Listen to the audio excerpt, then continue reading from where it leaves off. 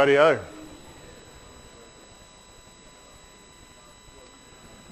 Thanks for coming along, everyone. I guess today's the day of newies. We started with August this morning with something quite esoteric. After lunch, he gave us something more practical, and I guess mine is the downright ridiculous, on the scale of sublime to ridiculous, perhaps. My name's Shane Morris. Last time I was here, I was a user experience evangelist for Microsoft. This year, I'm working for myself. I've started a little company called Automatic Studio, and we consult to companies in user experience and user interface design, provide mentoring and training, and plus hands-on design services. What I'm going to tell you about today are two of my last projects that I did while I was still at Microsoft, and they're both Surface projects. One that we did for Lonely Planet, which was sort of the first sort of proof of concept for Surface that we did in Australia, and then a project that got actually released to the ANZ on Surface that was launched at the Australian Open Tennis back in January. And I've also included Cochlear there. I've been working at Cochlear for the last few months. Cochlear are the people who make the bionic ear implants. We've been doing a bunch of touch stuff there. I can't tell you what we've been doing, but I can I'll probably share with you some of the lessons of the process from those guys as well. So it's an afternoon of lessons wrapped in case study, and I want to say some of the more practical things about what we've learned about designing for touch and multi-touch and tangible UIs when it comes to Surface. So that's what you've gotten yourselves into. Luckily for us, August has kind of set the scene for us in terms of this progression from traditional character-based user interfaces through a variety of modalities that we use to interact with information technology, from single point and most recently through to multi-point, multi-touch, and this idea of the natural user interface. So what we're going to do really is explore my experience up in those last 2 or 3 boxes there. And so I've stolen a couple of slides, or a couple of concepts at least, from August, and one you saw this morning was this idea of the CUI or the CLI, the GUI and the NUI. And for a long time, and for most of my career as a user interface designer, we've worked in this GUI space, and we were pretty excited about the whole idea of the GUI, and we used to talk about how natural it was and how it was direct manipulation and how it was intuitive and exploratory. And it's funny how the new has become old, and now we use those exact same terms to describe these new modes of interaction, and GUIs are somehow not as natural and not as intuitive. But what we're seeing with this progression into NUIs is not just a change in the way people interact with the physical hardware of a computer. What we're experiencing is a change in the way in people's relationships with their information technology and the services that they consume either in their personal or their business life. So when we talk about NUI, we're not just talking about the physical interface, but we're talking really about a new way of working with software altogether. And this idea of snacking on information, and August sort of alluded to it with his idea of sort of continuous shallow integration. I'm going to talk a little bit more about that in a sec. I'm going to show a few seconds from a video that a lot of you would have seen. It's a Microsoft video that's been around for a while. We don't need the sound for this, and unfortunately it's coming up on my screen. Let's turn the sound off. You can, if you want to watch this whole thing, it's called Microsoft Future Vision, and you can Google it on Bing and check it out yourselves. That Google it on Bing thing must be getting tired. It used to get a laugh, not anymore. No. Okay. There's a lot of this, and you don't need to see all the detail, but one thing to notice as a user interface designer is not just this sense that interfaces are being embedded into the furniture and our coffee cups and the things around us, but also that there's less of a sense of stopping to use information technology. So today we sort of have these occasional deep engagements with IT. The future vision, according to Microsoft and just about all the pundits, really is this continuous shallow integration, where I don't have to take that mental stop in my head and say, right, now I need to use the computer to do a thing. More and more what we're trying to design is an environment where those computing services, those information services, are much more ambient, as we say, are much more readily available and constantly available. And when you look at next generation of consumers, that's exactly what they're looking for and the relationships they want to have with the brands that they deal with. And I've done a fair bit of work with banks, and they're a classic example of this. As they try to design the banking services of the future, they're constantly talking about these multi-headed experiences or multi-screen experiences or follow-me experiences. They want their next generation consumers to have a constant relationship with their bank that transcends their phone and their web browser and the IVR and the in-branch experience and establish a constant relationship. So we learned that's the short version of the video. There's a longer version as well. We learn a few things from this video. We learn about this idea of always on, always available IT. And the other thing we learned is that in the future, people are going to be about 20% more attractive. And I'm certainly looking forward to that. So teasing out this CUI or CHUI, GUI and NUI. As I said, and these are some of the terms that August was using this afternoon. This continuous shallow engagement requires a few changes, not just in the user interface, but also in the way we build software. And so, while we've been waiting for the technology to be ready to design these more natural user interfaces, the back-end technology is just as important. And the whole story of the cloud and exposing functionality through services and providing the ability for a service to surface itself in multiple different places is key to that. And we'll see some of that in some of the stuff we're going to look at today, particularly the Lonely Planet idea. So let's keep moving. I said we're going to cover two case studies in particular, Lonely Planet and ANZ, and I'll try and intersperse our design lessons along the way.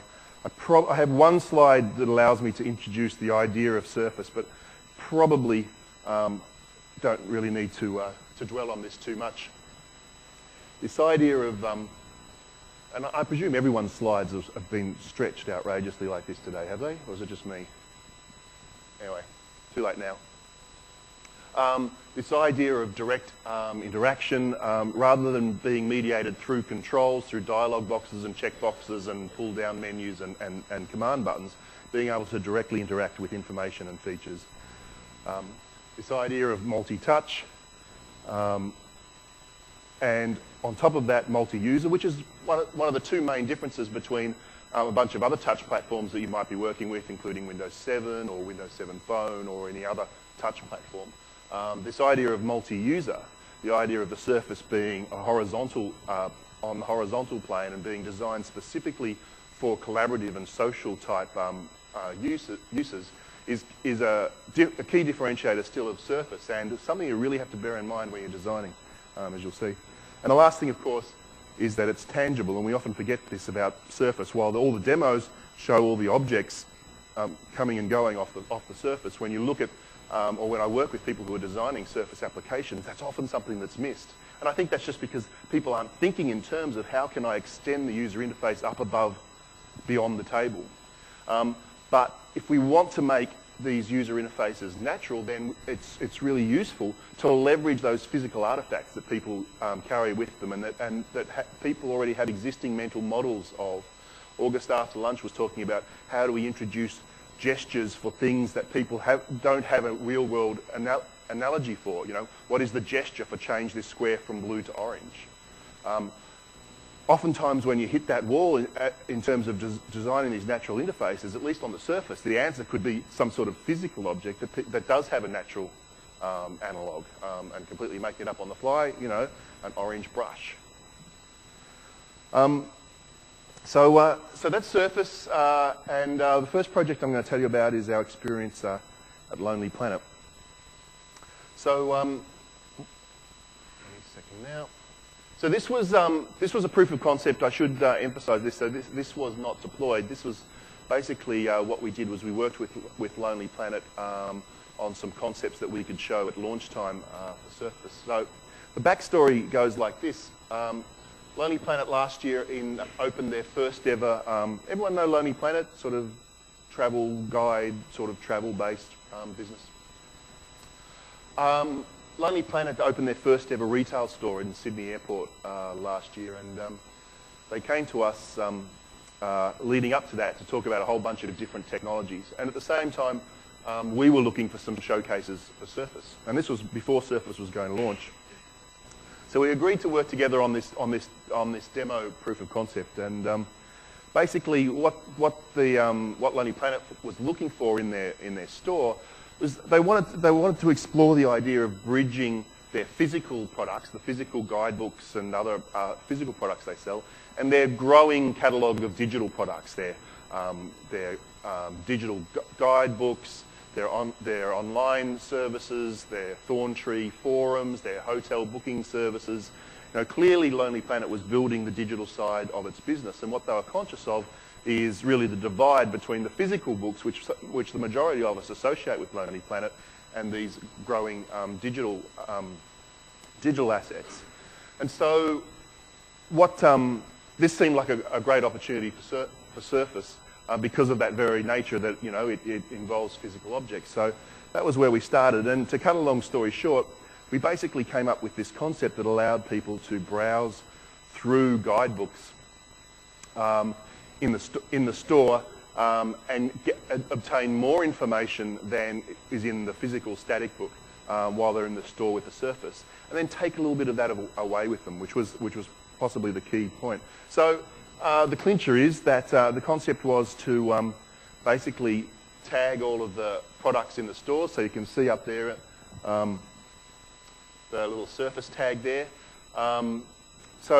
And we spoke to Lagardère, the people who actually create this store, and they were totally up for tagging all the products. So each product would be tagged against its destination, so that when you place that product, took it down off the shelf and placed it down on the Surface, we could show you some information about Buenos Aires, for example. And the design process wasn't particularly unusual, so I'm not going to go into it too much. I'll tease out a couple of things in a sec, but I guess the important thing here is that we needed to understand the end-to-end experience before we started to build anything. So we spent a lot of time in workshops, storyboarding and writing scenarios, and basically getting the plan together. And there was an awful lot of de-scoping as well, as you usually have in these things. And it's interesting, you know, because what we found is that the prototype, or prototyping, was absolutely key to the success of this thing. We were having trouble getting buy-in from some of our key stakeholders, particularly at Lonely Planet. They were kind of like, so it was basically Microsoft and a digital agency called Amnesia Razorfish, who were working on this thing. We were having trouble getting a lot of traction until we showed them a prototype, which is interesting, because not always what you expect, what you might expect. So, hello, come back. Thinking about it. Here we go.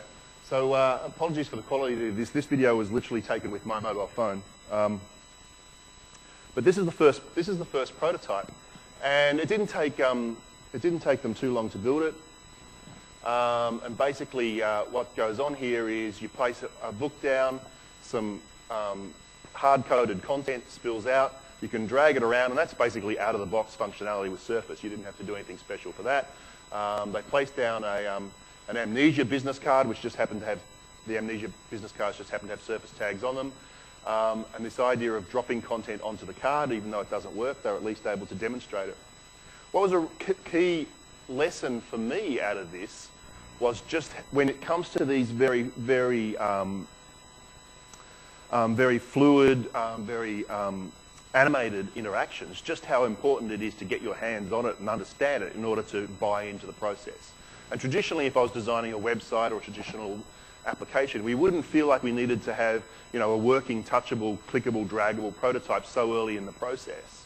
But it was only when we put this thing together and showed it to some Lonely Planet stakeholders that we got that aha moment, that, oh, I get it, and I see how visceral it is and how very engaging it is, even though it was, you know, a very sort of cruddy sort of mock-up. Having done that, we got the go-ahead to sort of take it a bit further, and I'll show you the surface elements of the Lonely Planet concept, and then I'll talk about how the cloud comes in as well. So I've got a couple of little videos of the thing in action. So this is the final version. It starts with you placing a book down. A bunch of content spills out. There's static content, there's photos, there's maps, there's videos, and over time we wanted to include a lot more dynamic content like weather and currency exchange rates and the sorts of things that you can't put in the static book. And so you can do your traditional browsy, growy, flippy, spinny surface thing with the content. And there it is, not working for me. Awesome. And I didn't have time to make a new video, so I thought, what the hell? Am I going to show a video? I can't remember. Yeah, there we go. So that's just one person using the application, but as I said before, the whole point of Surface is to be social and to provide a situation where people can come together. And most importantly for Lonely Planet, they saw an opportunity here to leverage off the common interests of the people who are in the store.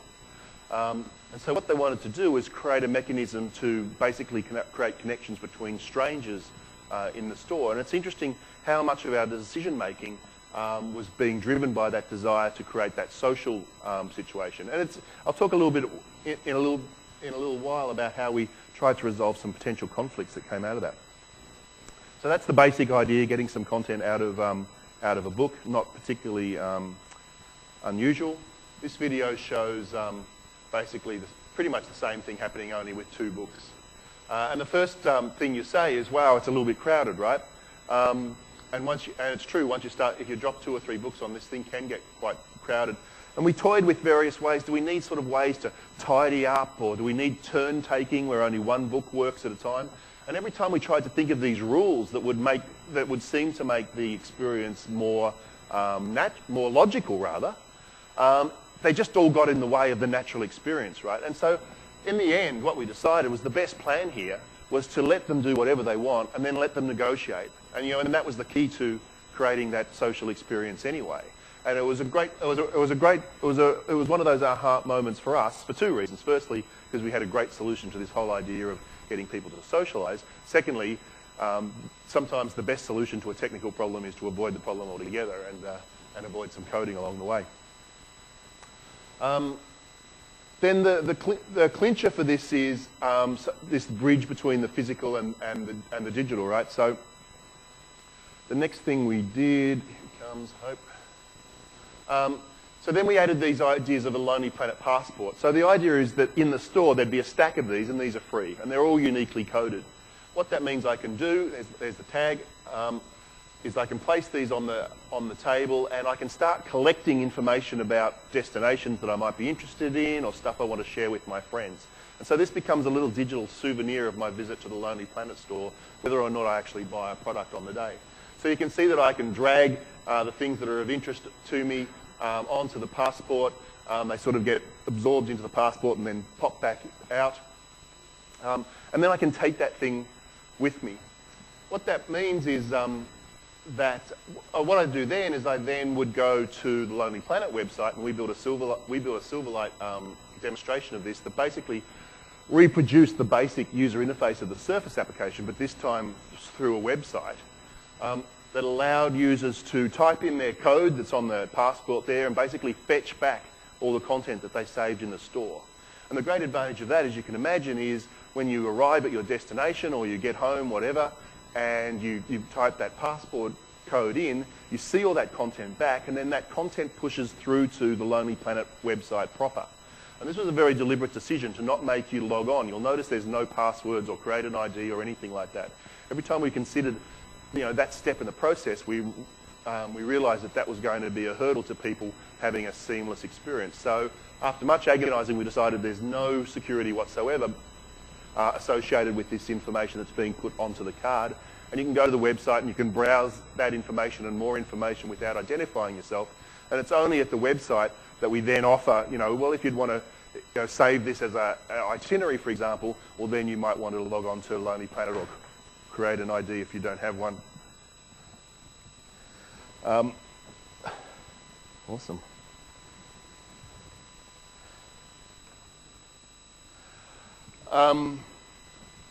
Poltergeist. Create an ID if you have one only at that point.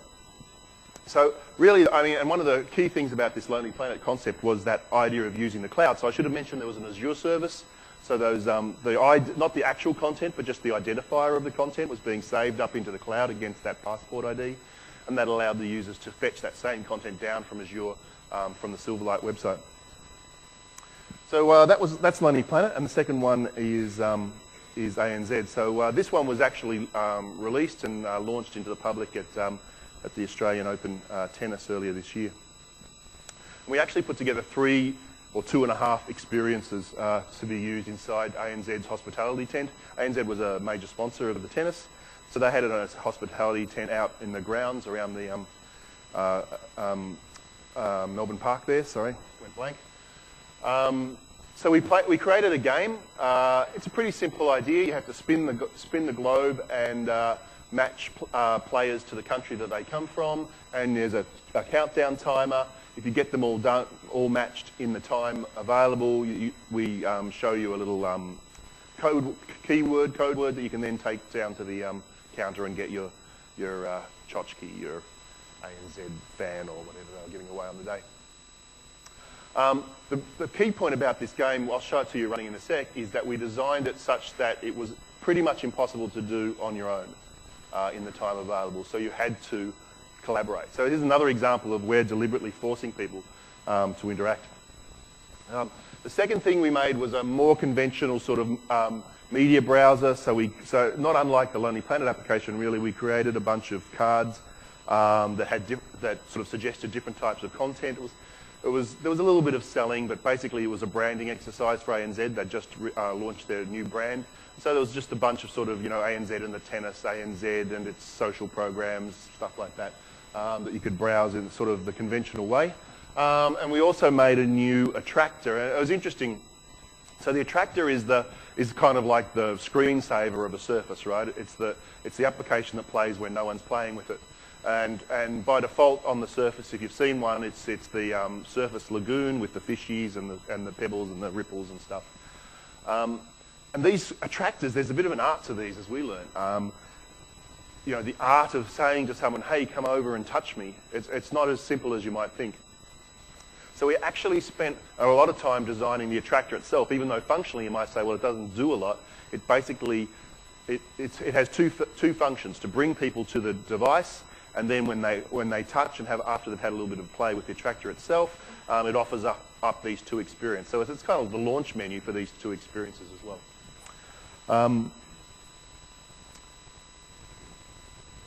Oh yeah, play the video.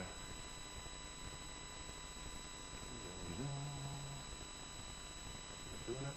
Try again. Here we go. Probably going to launch on the wrong screen again.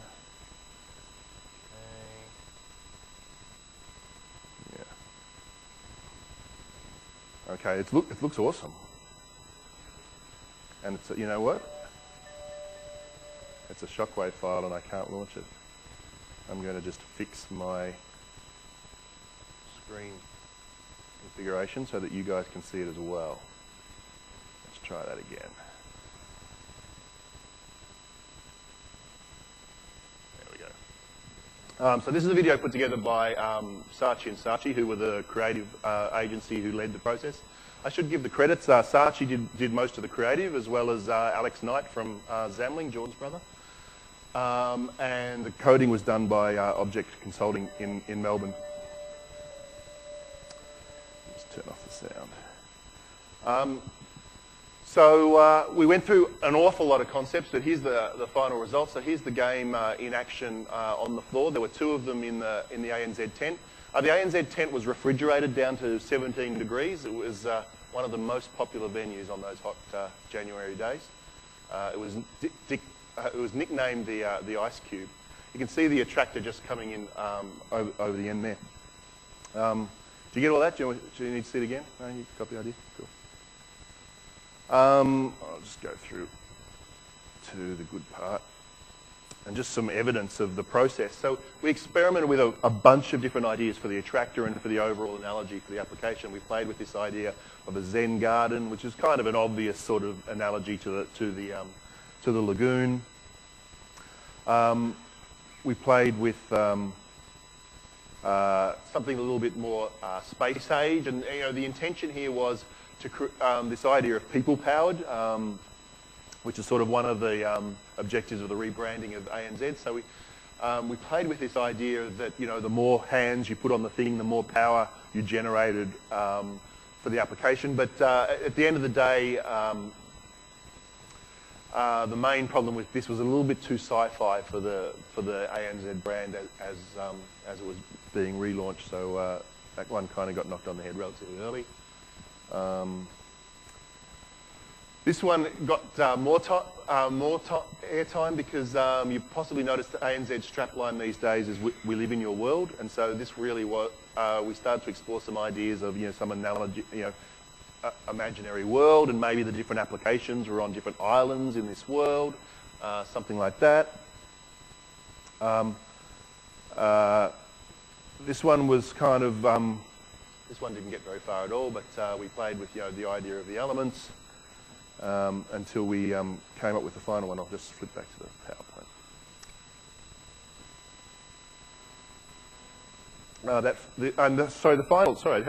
I'll come to it in a sec, but the final attractor idea was actually ended up using the ice theme from the ice cube. And what happens is the more hands each hand just starts to freeze the attractor. So the attractor is quite fluid at first, and quite unlike what August was telling us after lunch, where the more we reward your action, the more you'll be inclined to do it. We actually did the opposite, for better or worse. The more hands you put on it, the more the thing started to freeze over and crack, and we had these beautiful sound effects designed and stuff like that, and the whole thing would sort of slowly start to freeze to sort of get this sense of it being cold. The game is probably the most interesting part of the UI, though, and like all game design, took a lot of work and a lot of testing. We did an awful lot of usability testing on the game, as you can imagine. We needed to make it accessible to the broadest range of audience possible, from young kids all the way through to senior citizens and everywhere in between. We had to get the level of difficulty just right. One of the things we added towards the end was these lifelines. This is not so much a surface story, but it's an interesting design story anyway. And so if you're going badly, these lifelines would start to glow, and if you're going really badly, that actually starts to sort of grow and attract your attention. And basically what you could do, you could click on one of those. You only had 3 lifelines. We'd ask you a true or false question, and if you got that question right, you got an extra 10 seconds or something. Not a whole lot of time. What's most interesting about this was this idea of contention, right? And the most fun part of this application was watching people negotiate, as I say. Because basically, so you had the 3D globe that you had to spin around, and you had these various cards that you had to drop on it. And as I said, you couldn't do it on your own. So you pretty quickly had to work out who was spinning the globe and who was moving the cards, because what tended to happen first, because the globe is so sort of has such affordance, is that everyone grabs the globe and pulls, right? And the globe just sits there, right? Because it's being pulled in 2 directions, or it sort of starts to rotate slowly. So it was quite fun to see, for us to sort of see, to adjust the nuances of that and get that behaviour going just right. Here is another shaky video from my phone of the game in action.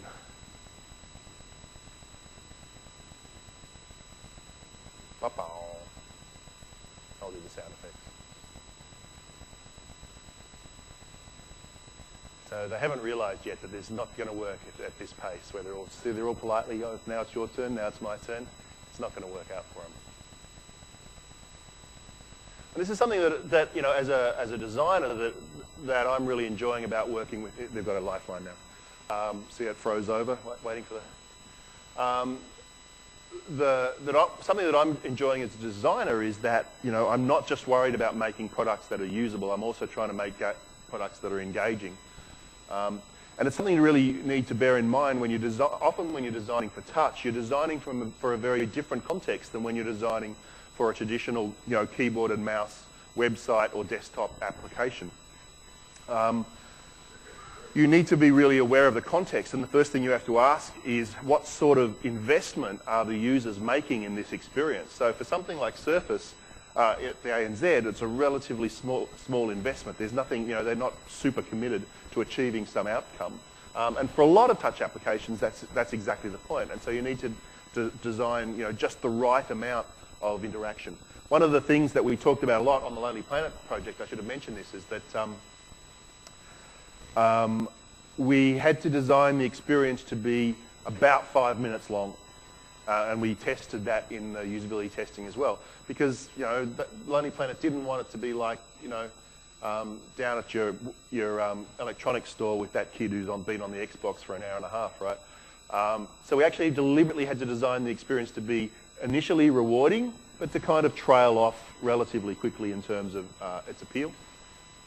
And these are all new challenges, well, at least for me as a designer anyway. The media browser I won't spend as much time on because it's pretty much stock standard sort of Surface scatter application.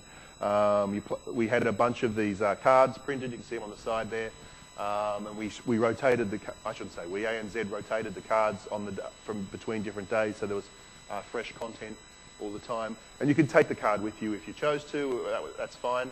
But that delight of placing something on the Surface and seeing something come to life, don't dismiss just how appealing that can be. There's the card. And the attractor, I've already said pretty much everything I want to say about the attractor. Basically, it was these sort of glass, or they were meant to be ice shards. They play different tones, kind of like a xylophone, as you play them and move your hands up and down. But it's only after a while you notice if your hand stays still for a while that the ice starts to form under your fingers. So once again, we were trying to design an experience that you discovered gradually. You didn't want the whole thing to be over in one go. And similarly, to get the full effect, you needed more than one person's hands. Here's a quick little video. This isn't a particularly good video, actually, so maybe I'll skip this. There's the attractor in action, but I haven't got one with hands on for some reason. I couldn't find it when I was getting ready. I'll move on. There's just my photo of it in action at the tennis. That's my mum in the background. And I sat down to play the game, and I was trying to be, disconnected and anonymous, and I'm playing the game, and this girl says to me, "Oh, this is really fun, isn't it?" And I'm like, "Yeah, it is kind of fun, isn't it?" And my mum's going, "Shane, tell them. Shut up, Mum." Jeez, some things don't change. All right, so we've seen a couple of case studies, and I just want to recap some of the main things we've learned and some of the things that I've said along the way. I guess one of the first things, just to get the obvious thing out of the way, touch is not the new click, right? When we talk about NUI, when we talk about touch or multi-touch or other forms of NUI like voice recognition or tangible UI, to my mind at least, they have a role as well as traditional keyboard and mouse. And if you're doing detailed work or intense work over time, then we know for a fact that a touch UI isn't great. And we were working with a TV station back in Melbourne who were looking at not a Surface but a wall-mounted device. And they actually came into Microsoft, and we were demoing sort of Windows 7 Touch on a big screen and Surface, and talking about the alternatives. And one of the things I got the guys to do was to actually do a pretend, pointing at the screen and pretending to do whatever they wanted to do for this TV show. I think I managed to keep them going for about 3 minutes, right? Doing this and that and then maybe it's like this, and they kind of did a little role play. And the point that I wanted to make was that doing this is hard work. And there is no way that Tom Cruise filmed that thing in one take, right? You try it yourself. Just do this on your screen for a while, and you'll be surprised just how quickly you get really, really tired in the arms. So touch isn't for anything. You wouldn't believe how many Surface demos we did at Microsoft where we'd have a client come in, we'd do the demo, they'd be all excited, and they'd turn to each other and they'd say, this is great, and we can take our home loan application app and lay it on its back, and it's a Surface app. And I had to, at that point I usually had to stop them and tell them, how many different ways that was wrong. And that sounded a bit harsh, didn't it? Firstly being, Microsoft Surface is a social platform, and applying for a home loan probably isn't something you want to do with people hanging around. Typing in your credit card details on a virtual keyboard on a Surface probably isn't a lot of fun either. Next, and then on top of that, you don't know which direction they're going to be facing. There's a whole bunch of reasons why you might not want to do an application like that on a Surface. But, a home loan browser, a product browser, which then ends with a send me more information button or press here to speak to a customer service rep, might be a great sort of non-threatening way for someone in a bank branch, say, to browse through some product information, get themselves to the point where they're ready to learn more, and then maybe they shoot themselves a link and they check it out more online at home, or they actually apply for the credit card or the home loan online at home. So touch is great for those specific situations where you're more browsing than creating, walk up and use type social collaboration and snacking type situations. That's going to change, and I think we're going to find people using, or we are already finding people using touch, at least on their phone, for more transactional things. But certainly these big format touch platforms are more about sort of more casual and less intense interactions. So a lot of these things are obvious, so we'll just get them out of the way really quickly. Of course, when you're designing for touch, you don't have the advantage of a pointer, of a mouse cursor. It's an obvious thing to say, but if you're doing any work designing for touch, you'll stop yourself several times and go, oh, hang on a sec, that mouse over isn't going to work, is it? Because there is no such thing as a mouse over. I can't do a right-click menu necessarily, or at least not in an obvious way. We need to make the targets bigger, that meaning the buttons or whatever it is that you can press, just so that they're big enough for fingers. And one lesson we've really learned at Cochlear is the importance of prototyping at real size. And to do that math earlier about just how much screen real estate you've got and how big your targets are going to need to be. We had to pretty much rejig one screen pretty much entirely when we actually we were working with a prototype that was kind of like a quick throw together sketchy prototype, and then when we moved to the next stage and tried to actually fit it all onto the intended form factor, we had to rejig that screen fairly fundamentally. Limbs and fingers get in the way, and so you'll find that traditionally for a touch-based application we move as many of the controls as we can to the very bottom, just so that you're not reaching across and obscuring the screen with your hands. And if you're doing on a handheld device, we do the same thing, but for that reason, and also for the reason of just, it's harder to reach with your thumb to the top of the screen. And you'll find yourself, if you're designing for devices, I've been doing a bit of device design lately, is that you'll be holding the thing in your hand all the time and doing this and making sure that all the key functions are easily accessible from your thumb. The other interesting thing about designing for Surface, at least, is that there are no GUI standards. So there are some conventions and there's some underlying, platform-based controls to build your user interface on. But we don't have any. I mean, even Surface doesn't have standard widgets. It gives you widgets, but they deliberately have no particular look. They expect you to skin all the widgets on Surface because they figure that every Surface app is going to have its own unique visual design. But leaving aside the widgets themselves, then there's the whole issue of gestures and manipulations, and there being no standards around that. And there's some slides coming up, so I probably shouldn't anticipate that. When you add multi-user like Surface, you get a couple of unique problems. The first one being that your user interface needs to be directionless. In other words, there's no such thing as up. Surface will give you some clues as to where the user is sitting. It's quite clever, actually. What Surface does is when it detects the touch point on the table, it looks for the shadow of the finger, and based on that, it takes a guess of which direction the finger's facing, and therefore where the user probably is. And also, you can also use some heuristics just based on if there were two targets and the user that are equivalent and the user chose the closer target, then the chances are they're on that side of the table. So you start making some guesses. One of the clever tricks that the Lonely Planet app does is that it uses that information to spin photos and videos around to face the user, and it works about 80% of the time. So if you do a single tap on a photo, it spins around to face you. Unfortunately, the next most likely thing it would do is spin the exact opposite direction and face away from you. We were demoing it on stage a while back, and I was demoing it with the guy from Amnesia, and we were trying to show that feature, and I did it once and it worked. And I said, "Oh, that's really cool. I'm going to do it again." And the guy, Ian, looked at me and like, "Dude, it worked once, you know. Don't push your luck." But it worked twice, so there you go. A few more things. We need to provide constant feedback about whether the thing is working, and August talked about this after lunch, and the idea of the screen in the airline seat, which is actually coming up on a slide of mine. We want to avoid controls in favour of natural interaction. And this is another thing that you've got to get your head around, right?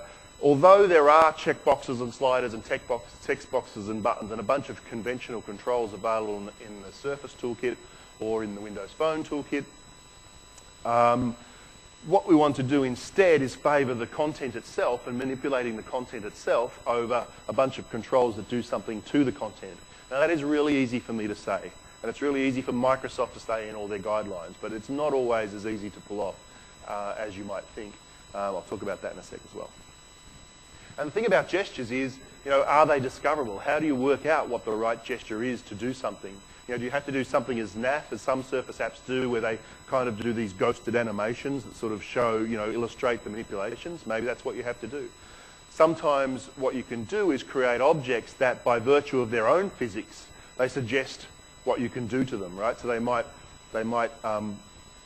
wiggle, you know, so an object that when it first appears just does a little grow shrink might suggest to the user that, oh, this thing is grow shrinkable.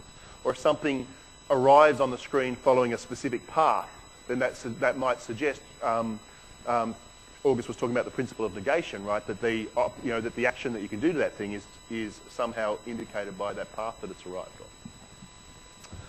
on.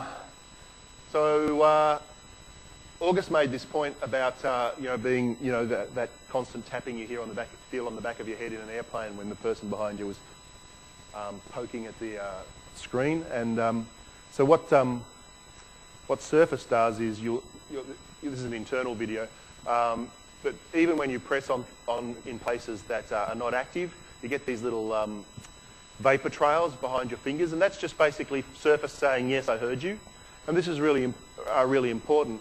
But it also means that for the parts of the screen that are functional, we have to be sure that we provide that positive reinforcement, and every action needs a response to encourage the user to continue to explore. Even if they've done something that has no meaning or is an error, we still have to acknowledge that. I talked about talked about lack of standards already. I think I've got a couple of slides, so I'll keep moving. So just by way of illustration, right, that we haven't worked out what the standard gestures are. Firefox, they tell me if you're using the gesture recognition in Firefox, a swipe left means to go back in history, and a swipe up means to go to the top of the page. Well, that's the exact opposite of IE. The touch-based stuff in IE, you swipe right to go back in history, and you swipe left to go forward, and you drag down to go to the top of the page. In fact, an iPhone, similarly, is the opposite of Firefox. So just with those simple examples, you can see that we're still at that stage of working out what the conventions are for our various touch gestures. I'd say that we're making some progress, right? And I think we all know what this does, and what this does, and what dragging does, and possibly even what click and hold does. As August was saying, what is the gesture for take the blue square and make it orange?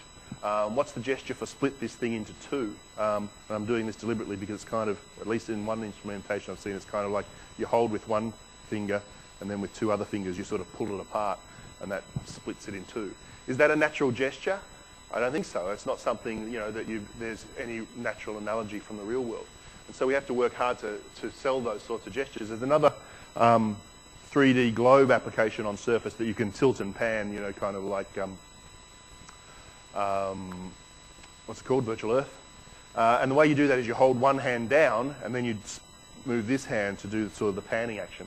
Well, I'm not sure that you would ever accidentally discover that action unless maybe you were the cleaner.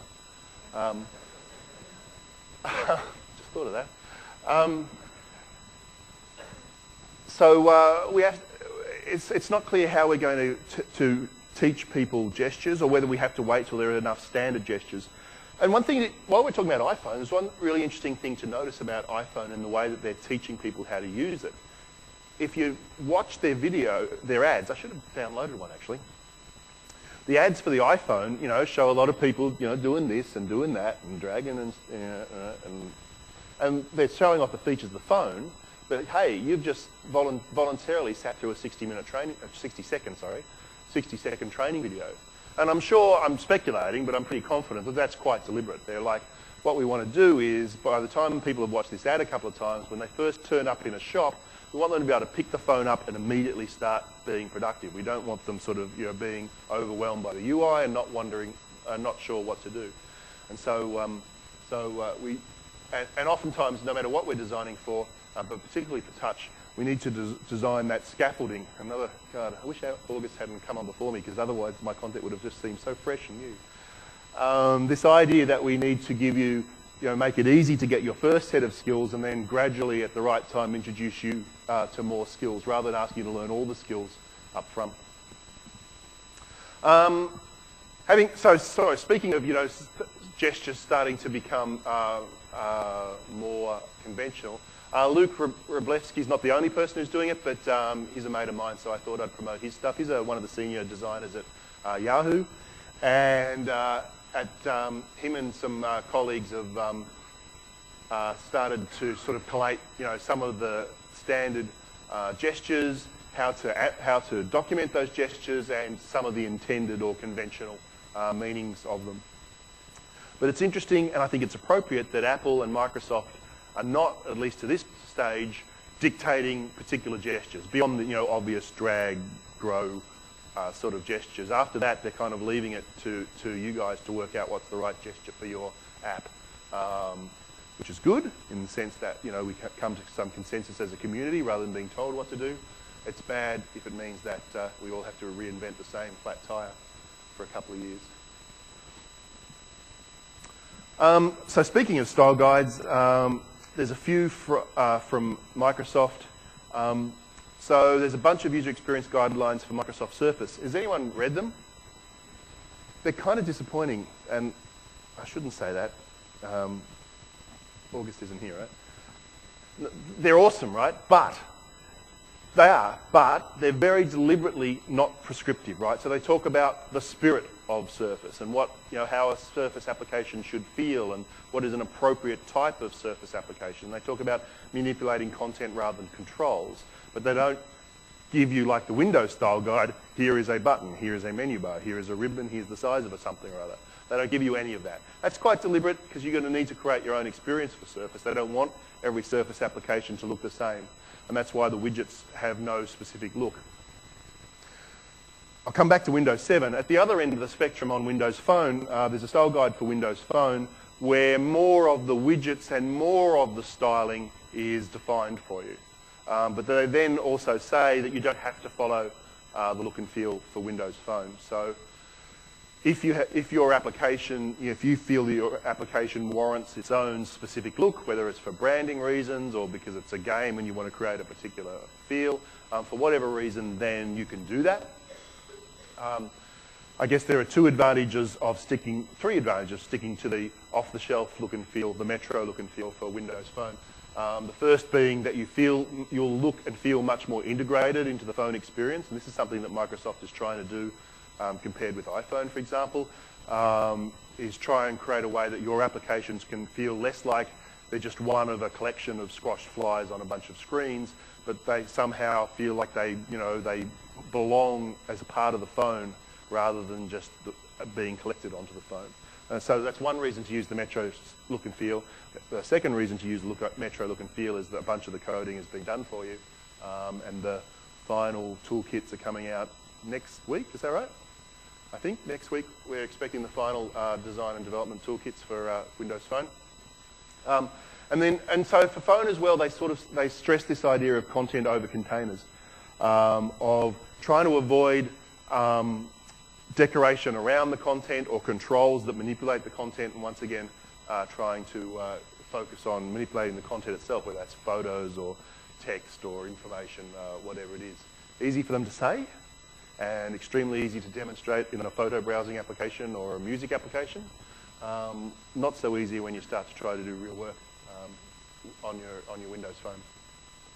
And then in the middle comes Windows 7, and it's kind of unfair to mention Windows 7 because while, as we know, it supports touch and multi-touch at a platform level, the UI isn't really quite ready, I don't believe, for touch.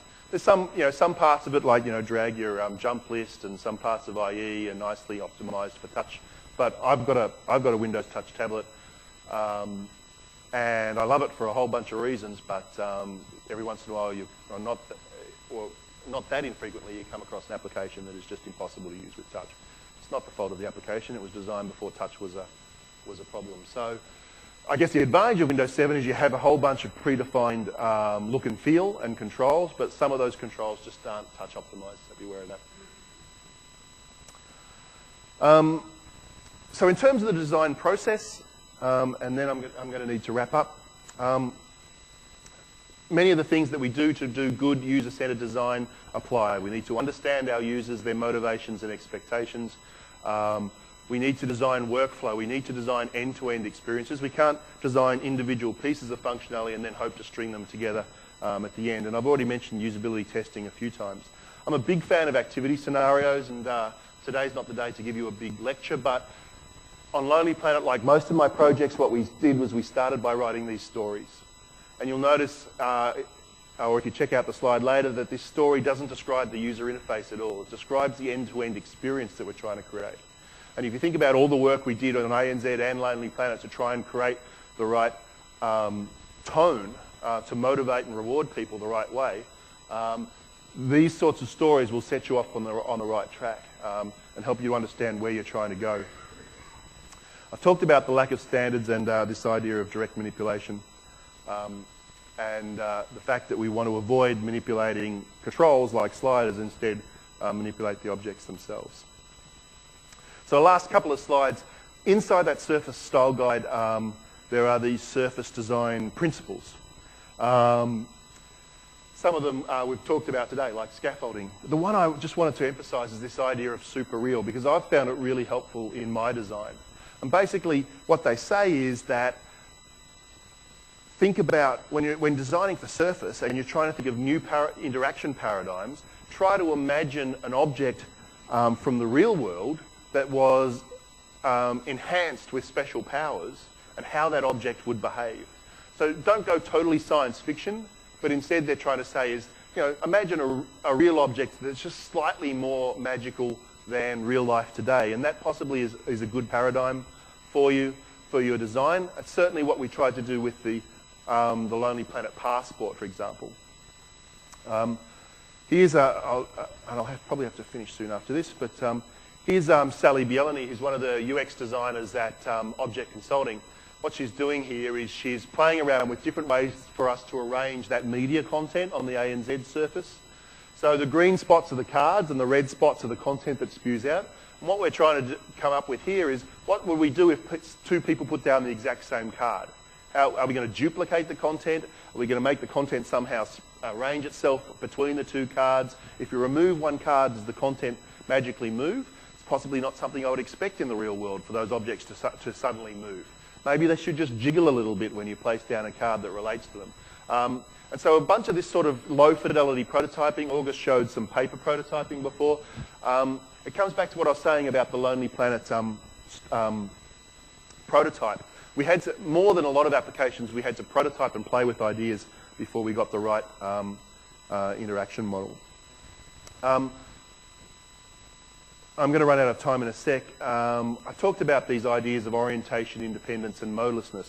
Orientation independence basically just means you can't take a traditional left-right, top-to-bottom application and lay it on its back and call it a surface application. If for no other reason, then I'm likely to be facing the wrong way when I use the thing.